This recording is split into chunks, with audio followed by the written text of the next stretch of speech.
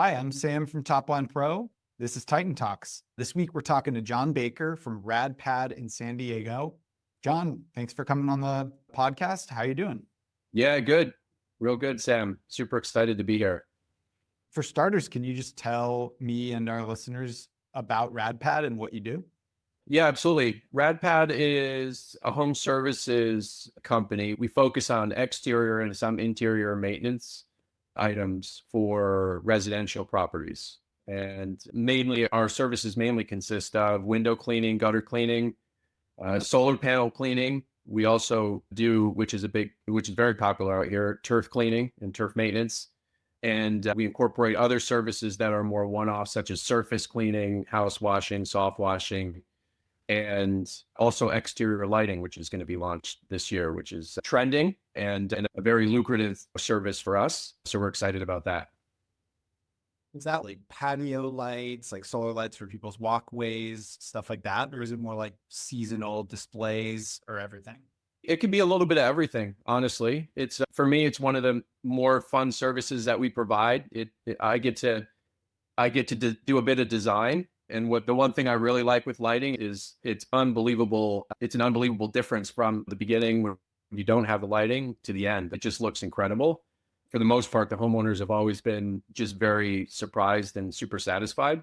To be honest, I could say that about cleaning windows and cleaning solar panels. It's just something that drives, I guess, myself, and really it's at the core of the company. We provide services that people either can't or won't do themselves, and they always just end up with pretty awesome results. So that's the fun part. Probably a lot of good before and afters coming out of the work that you do. Yeah, there are a lot of great before and afters. Yeah, and as much as a homeowner loves seeing them, I think we like seeing them too. We love that efficacy of the service, right?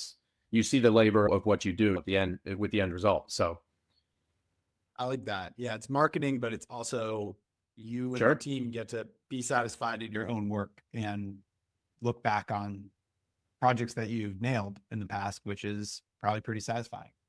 Yeah, it's very satisfying. Yeah, and San Diego's, it's a beautiful place, and we're outside all the time. I prefer that we do a lot of exterior services on the outside, not a ton of interior work at this point. We're outside all day, every day in the sun, mostly, and that's good. That's good for you, quite frankly. It's fun. You seem like a happy guy, so maybe it's all the sun, maybe it's hopefully that business is going well. How long has RadPad been around for? So I launched RadPad in July of 23. Okay. Yep. Physically, the business was pushed. A lot of friends and family jumped on board. It was a service that I knew was needed in the area, not just from a competitive standpoint. I have a lot of competitors all of whom I respect and come across.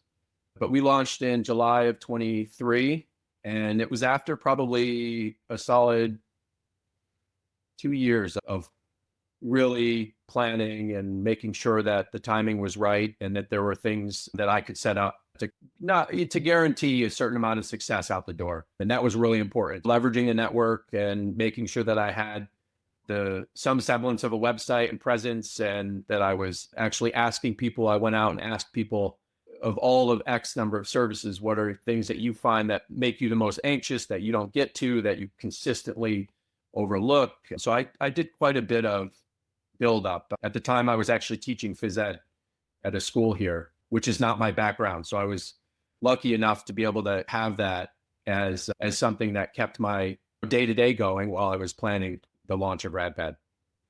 Okay, so I feel like I have a few follow-up questions there. Yeah. The order of events here, was it like decide that you want to start a home services business, then go canvassing and see what services people need most and survey the competitive landscape and then get to RadPad? Or was it like, I want to start a home, like a exterior maintenance company, and then within that start to pull around and see what was already out there? Do you know what I mean? It was probably, I think the best and most honest answer to that, it was probably a little bit of both.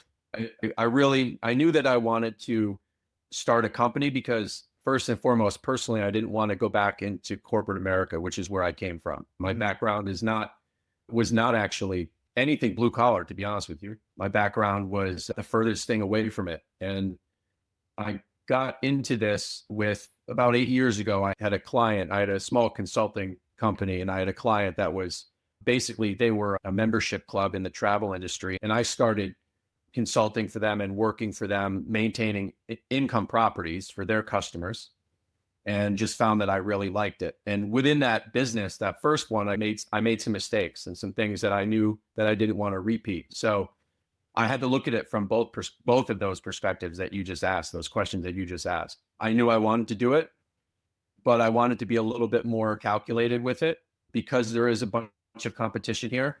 And so it became more than just about providing services. It had to. And within that, I own a home. I have done myself personally or hired and paid for most every service that I provide. And so I knew the time it took. I knew the investment that it takes. I knew all of these things as a homeowner. So it's the classic, I'm not just the service provider, but I'm also a customer, right? And I really wanted to be very intentional with launching this and how I was going to do it. And in the end, a lot of that came down to me really being able to identify things that were much more important than just the service quality. And that comes down to customer communication, using software as a tool, advertising, marketing, all of those things that are really important, but things that I felt that in my own experiences with other contractors didn't exist. And so RadPad really exists if I have that really big, hairy, audacious goal, right? RadPad really exists in a lot of ways, not only to provide great service, but also to hopefully change how the customer feels about the home services industry, specifically stuff that I do, but maybe just in general. And that's a tall order. So I had to really be a little more, I took it slow. And I'm glad I did. It doesn't mean others should, but for me, I took it slow. I'm hearing the unique story here, which I think is really interesting. Like, you're not the only person I've talked to that's like traded the white collar for the blue collar, so to speak. But I would say it's not the majority of business owners that I've talked to. And I think that also the way you're talking about your competitors is interesting, because some people that I talk to, it's like, there was a huge gap. No one is really doing this in my area or whatever. Or they're saying, yeah, there's these competitors, but they're trash. Like, no one should ever use them. They're absolute garbage. And hearing you use the word respect for them, I think is very interesting. So I guess zeroing in on this sort of origin story, like, what were those first couple steps after you really decided you're going to start RadPad, the sort of things you want to focus on, like customer communication? Like, obviously you mentioned having a website and marketing. What were the steps that you took from there before you actually started performing the services for people? I think it's mainly the reason why we're talking, right? I mean, and this is how this started and how it's evolved. For me, it was very important to make sure that people could take myself and RadPad seriously, right? And that they knew that this was not just a side hustle. And that doesn't, again, I'll say that graciously and with much respect to people who have these businesses as a side hustle. In fact, I hope that it turns into more than just a side hustle for everybody, because there's great value and great need. And that's what a small business can do. I hope 10 years from now that this small business turns into a big business, honestly. In the beginning, it was really about just making sure that when we launched, that people knew, customers, whether it be friends and family or new customers that come on, they knew what we stood for. They knew, they had some idea of the quality of work that we would bring, even if we hadn't worked on their home. And I knew that I wanted to build a reputation right away. And that reputation really was important to me. And that reputation was important to me for really many reasons, but one main one is that I wanted to be able to launch into a marketplace or into the region and people not question why the company exists for because of the experience that they might have had in the past, right? First and foremost, building a website, right? And having that presence and making sure that the core values that the company has based around the core services and really what it is that we're looking to do and how we want to portray ourselves to our customers, that we're reliable, that we are consistently proactive, that yes, I'll spend your money for you, but it won't be for no good reason, right? So if you need something, I'm going to proactively talk to you about it. And if you decide that's what you want to do, great. That was the approach. I wanted to have a relationship with the customer that was different, that wasn't as transactional. And so, yeah, I came out, I built the website. That was one of the first things I did. I probably spent 4 straight nights on it, just building it out. And it was just built through Squarespace. It was just a normal plug and play with some things that it wasn't as feature heavy, just was something that I needed. And fast forward, when things really started to take, what I realized was the time that I needed was starting to become an issue, right? The time that I spent online and offline, online marketing, offline marketing with collab, all of that stuff started doing the jobs. I'm still on the tools right now, which for me, I love. It's helping a lot. And those things really ate into a lot of my time allotment on the daily. And so as I kept thinking about it, I'm part of a mastermind group, a very small group, which I love, and a group of men and women that are very like-minded and similar in terms of what they're looking to achieve and how they're looking to achieve it. That's where first and foremost, that's where I came across Topline. Like that. Okay. That for me, when I looked at that, and going back to the origin of your question, like when I looked at Topline and when I looked at all of the things that I was doing on a daily basis, the alignment was incredible. And so all of the feature sets that you have within the business model, right, and within the product, checked a lot of those boxes, right? And I've been around enough to know a good thing when I see it, and I've been around enough to know a good thing that I can grow with, which is also one of the most important things. When you identify the needs, you can fill them. But for me, the more important thing is if I fill that need now, I don't expect it to be the same 6 months, 12 months, 18 months, 20. I'm expecting that as I grow, I'm going to need more of paid ad support, more of SEO support, more, whatever the case might be, right? Because the evolution of my company, of my business is really important to me. And I think that was one of the biggest and most satisfying things. And also really answered a lot of the questions that I had as to how am I going to do this all? And how am I going to do it in a way that I can afford it, in a way that I get what I need, the support too. So there are a lot of factors going into this launch, the presence, the reputation. And then there are a lot of things that I was looking at that I just need help with, because I don't want the presence. I don't want the reputation. I don't want the quality of work to suffer. Right. All of it's on me. We have the pressure on you. We have that big pressure on your shoulders. I need some help. And look, I think you're probably in the best position to say technology today, it's absolutely amazing, right? There's a lot of awesome resources out there that you can utilize that just get things done that you need to get done. It's plain as simple as that. Yeah, it sounds like a really natural sort of evolution where I'm going to oversimplify here, but it's like, to me, it sounds like you were doing like 40 hours actually on the job and then another full-time, like 40 hours, web admin, marketing, SEO, vision, like all that stuff, and come across Topline Pro and you just see an immediate opportunity like, oh, this will take care of half the stuff that I'm doing. And it's at a price point that feels very reasonable. And I think that it's not, I guess I'll say, I don't want to say like the American dream of running your own business all on your own is like dead, but it's like that we live in a digital world where if you want to grow your business and you want to be really successful, like you could do it all from scratch yourself, but you're probably not going to be sleeping very much, and you're going to be spending a ton of time just doing things from scratch that you could be supplementing with tech tools or Yeah. whatever's out there. Yeah. I'll add to that is you could do it all yourself, but you don't have to. I think that the one thing that anybody should understand is how technology helps your life, how it can simplify it. It's not complicated. It's only complicated if you make it complicated. And you can do that.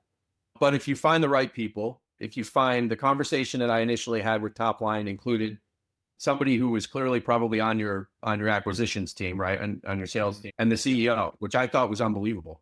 Whether he regularly did that or just did it for whatever reason that day or with this particular customer, I appreciated that.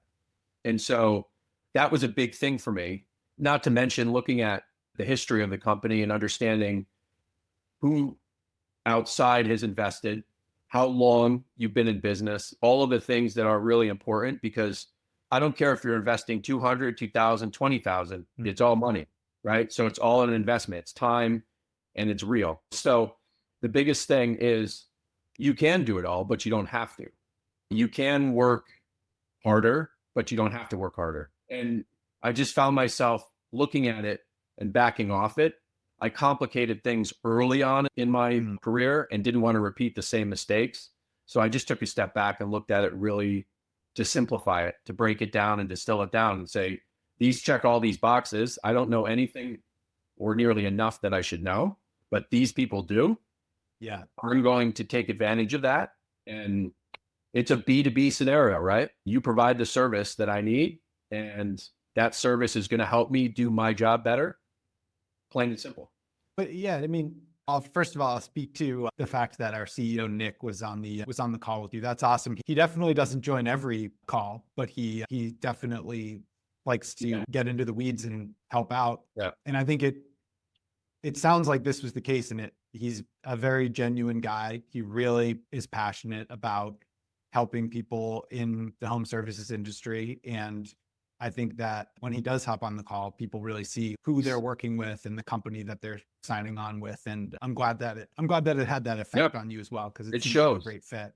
It shows. And yeah, I think what would be good to get into next, because we've talked a lot about the getting started process. Just let's jump forward. Where is RadPad now? How many employees do you have? How is business running? And then I do want to talk about the rebrand you're doing as well, because I'm interested. Yeah, of course. Yeah, of course. Where is RadPad now? So we're in a really good position. And I say we because again, I like the collective we. The we makes me feel better. The we is the mastermind group that I'm part of. The we is my AM at Top Line. The we is my family that's behind me. The we is the customers. Like, we're in a good spot. Everything is trending upwards, right? Total jobs annually up 350%. Total revenue annually, obviously with the launch halfway through the year and the seeding of the company and the response that I had from the customer base, we really had nowhere to go but up. But there was the possibility that we didn't go up as much as we did. We were up a significant portion in terms of revenue year over year. And so all of that stuff is very positive. The best part about it is, for me, as I mentioned, I'm still on the tools. And so scaling for me is very important, but it's not the most important thing.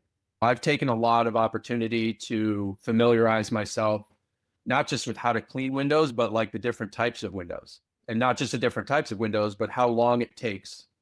It's very important to me to make sure that my pricing is respectful of the market, right? And respectful of the result and respectful of reality.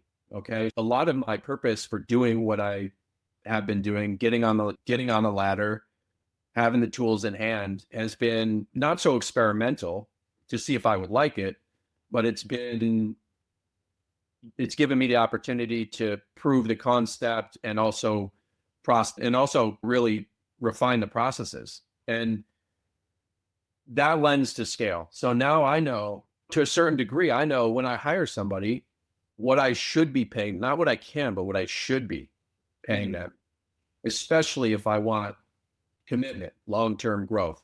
And that can break down to the explanation is that this is what we do. This is how we do it. This is why we're different. And so I've taken scale and I've looked forward and I'm working a little bit backwards. And so I look at scale as not an absolute necessity for me right now, but an inevitability. And so when is that tipping point for me, right? What is it going to be? Is it going to be a certain amount of revenue? Is it going to be 100K, 150, 200, whatever the case? Is it going to be a certain number of jobs? Is there going to be, what is that tipping point? And I think that's important to really focus on because I don't think scale needs to be forced. This is a service-based business. It's not a software company. And when I look at a service-based organization, and again, I respect the fact that there are tons of competitors out there. I'm always asking questions. Have you had the service before? Yes or no? If you have, how was it? What happened if you didn't like it? And so again, it took me a little while to launch, right? And so I'm doing the same thing when it comes to scale. So do I want to scale? Yes, absolutely. But I also know from my past that hiring, the people factor is the most important thing. You can't be successful if you don't have good people. So I want to be in a good position to have an offer to somebody or several somebodies that are like, this is way different than I thought it was going to be. This is not something that I thought I could see a future in, but here's now I can. And so that's very important to me because in the end, as when you hire, you hope that it works out, but you also hope that you're making the right choice. And it's a symbiotic relationship. That person isn't happy, they leave. You got to do it all over again, or you end up picking up all of the slack, which is not something that I want to do back and forth and back and forth and back and forth, which I know is a problem and a challenge in these types of industries. And so I really focus on people and companies who have been very successful in that. And I'm just starting to have those conversations. And really, they're just conversations about, hey, how have you done it? What made you successful here in people, right? Your people operations. So the company is in a good spot this year where I expect the opportunity to probably double revenue again. That's just with me, which is fine. But we're going to keep growing. We're going to keep adding new customers. We're going to keep adding referral customers. We're going to keep building the reputation. And that's also the fun part. It's at the end of the year, I get to look back at the numbers on my CRM and feel confident that they're going to be up, not double digits, but hopefully triple in some areas. First of all, it's so awesome to just hear the raw numbers of how well you're doing. It makes me really happy. It makes me really proud I'm a software engineer, so I'm working on this product every day, and that it's helping you achieve this feels awesome. And also I feel like I'm getting a good sense of like why you're good at this. Cause honestly, John, I'm like really fired up about RadPad. Like, I really like the way that you're like, it sounds like when you go to jobs, it's not just checking off the box of did this job. You're learning from each job so that you can take those lessons forward and make your offering better. And it sounds like you're doing the same thing when you think about hiring and scaling. It's like, you're not just going to hire someone who can use the tools for a while and then go find another gig. It's like, you want to find people who want to be good at this, want to improve at this and improve RadPad as part of their contributions to it. First of all, is that kind of a good summary of the way that you're thinking about RadPad? Yeah, that's a great summary of it. I don't think that your summary is as good as anyone that I would put out there. I have to add too, it's interesting because I'm later in life, right? I'm midlife, right? I'll be 46 this year. Okay. And so I've had some experience. I've had some experiences that have helped shape this. That's not going to be everybody. Everybody has their own reason or reasons for either going into business or the choices that they make. I'm just at a different stage in my life. And so I'm not at all saying that doing this the way that I'm doing it is going to be good for somebody else. Right. I would hope that if the way that I'm doing things and I can help anybody wrap their head around it and why, the reason why, I'm all for that. But I'm able to take things a little bit slower.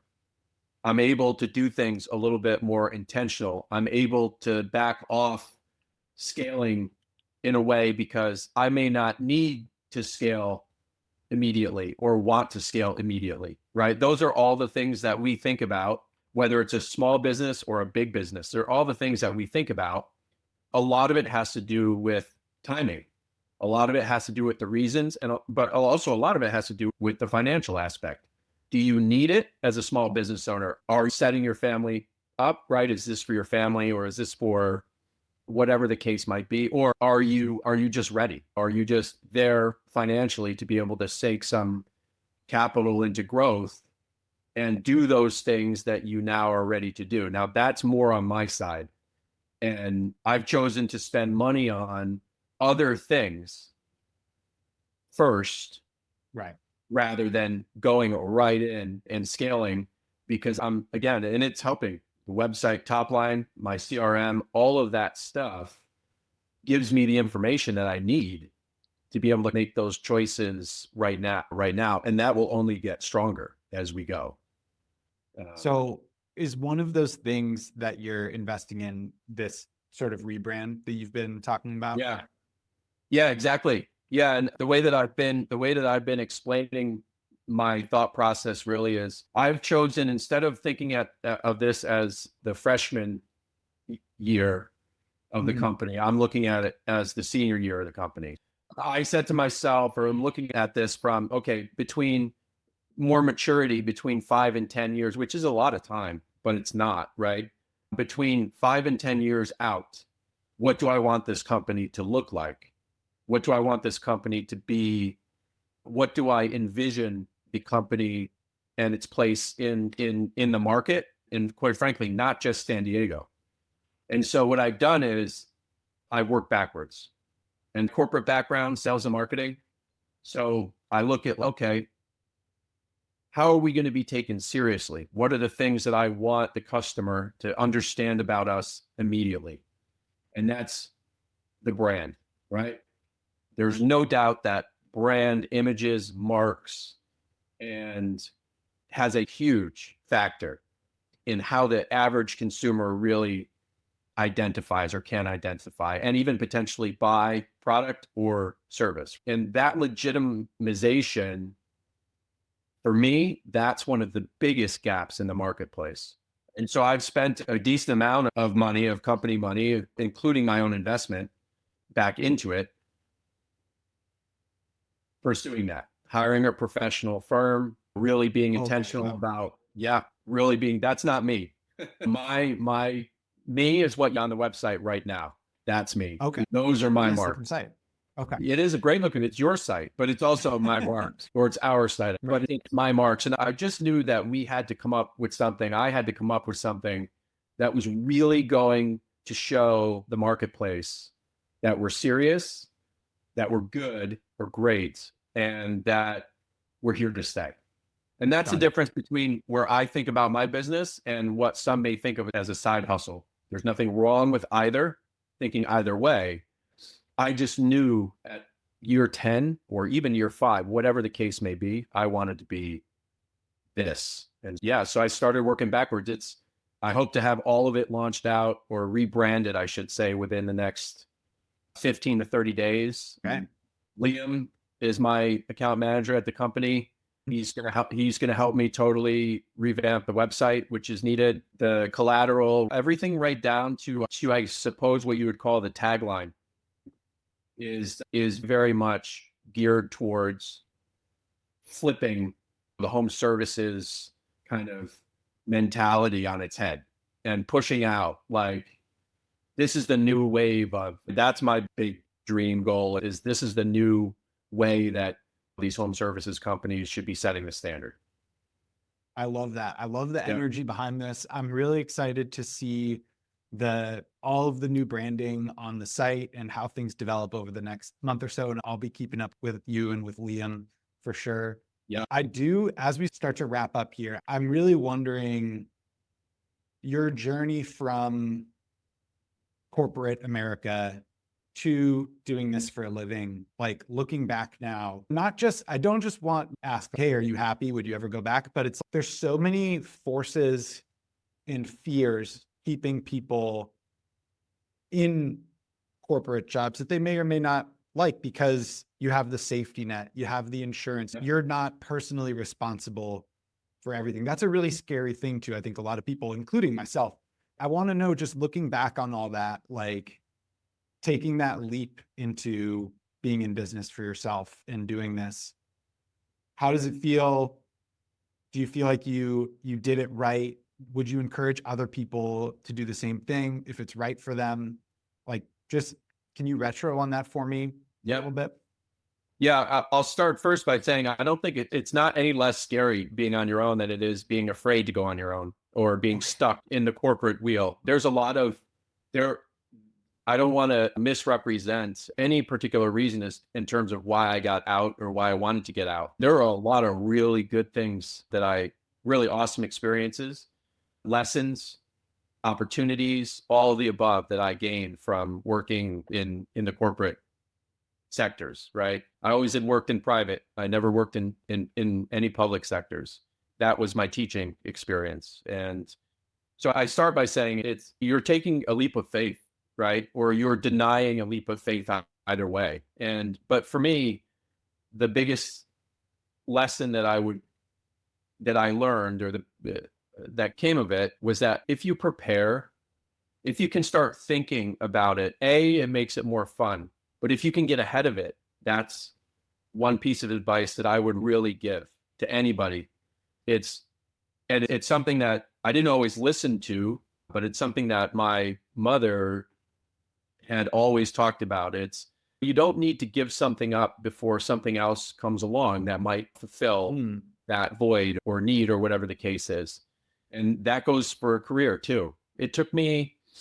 I started thinking about backing out or pulling out of the corporate setting about 2 years before I did. And I included my family in that conversation. And because I needed the blessing of them and the support. And I knew that there would be probably a certain amount of pressure that would be there. There would be obviously loss of all of the tangibles, right? You loss of a pretty decent income, loss of insurance, things like that.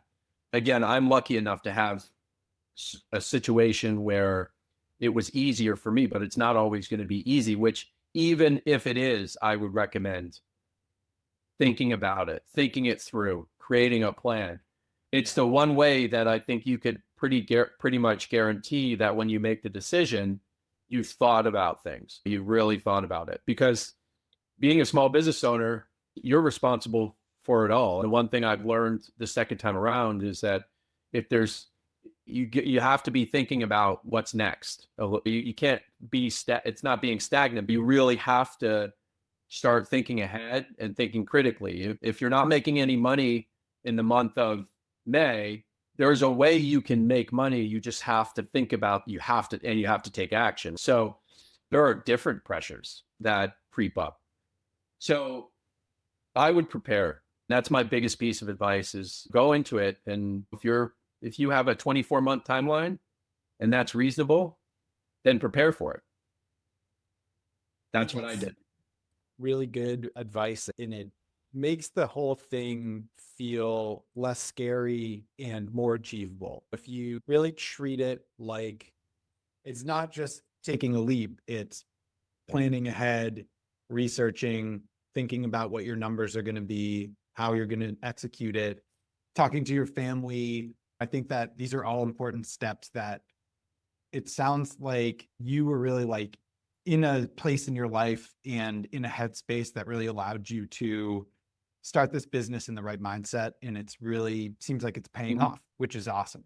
In closing, like, what do you have any final thoughts just about that you'd say to anyone who's making the same plan from your experience starting RadPad and running RadPad? Yeah, I think it's really important. I don't necessarily always believe that it's find your passion and do it, right? I think Mm, people are passionate about many different things. I don't think it's one thing in particular, maybe.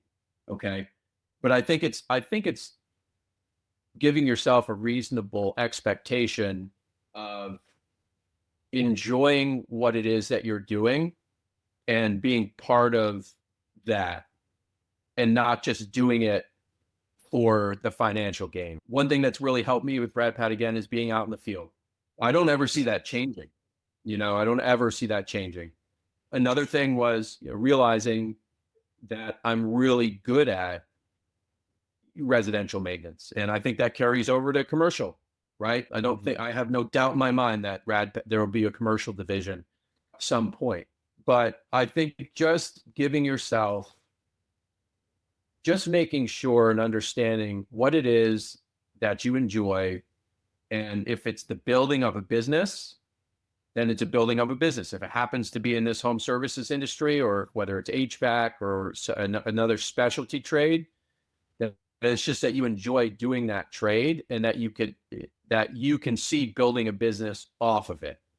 And you also have to realize too is, I go back to people, you're only as good as the people that you're working with, right? And so if you have any ambition to build and to scale, it's making sure that you set the company up for success that way, and that you're really focused on more than just the transaction. That's the biggest thing for me. I'm setting RadPad up to be more than just a transactional company. Like, the money will come, the reputation will grow, people will be happy. And if they're not, if for some reason it goes completely sideways, for me, I know that I did absolutely everything that I could do to set it up that way. And maybe there were things out of my control, or maybe whatever, but I did everything that I could do to set it up that way. And that makes me happy. I'm satisfied in that sense. So as I've gotten older, as I've learned the lessons from colleagues and loved ones and all these outside influences, I think giving yourself a reasonable expectation rather than the big expectation first, taking it slow, and not being super hard on yourself when things don't work out or they don't go the way that you want or feel that they should have gone. That's the advice that I would give if anybody's looking to go out on their own and start in this type of industry, or any, really, to be honest with you. I think that's excellent advice. I think that it really speaks to the way that you've chosen to take your life and take this business. We're definitely really excited about what RadPad is doing, and me, Liam, and Nick and the rest of us at Top Line Pro will be watching eagerly to see how you do and keep doing. Thanks for coming on the podcast. This is a really fun convo. Yeah, thanks for having me, and thanks for doing what you guys do. It's a huge help. It's a huge help, and I know for a fact it's going to continue to give me what I need. Top Lines, you've got great people over there, and you guys should be really proud of what you're doing. So I appreciate it. Yeah. It definitely helps to talk to people who, like our product and use it, and then I hang up and I go back to working on it. So for me specifically, I get really motivated from this type of conversation. So I really appreciate it. Good. Thanks again. I appreciate it, Sam. Yeah. Have a good rest of your day, John. All right. You too. Take care.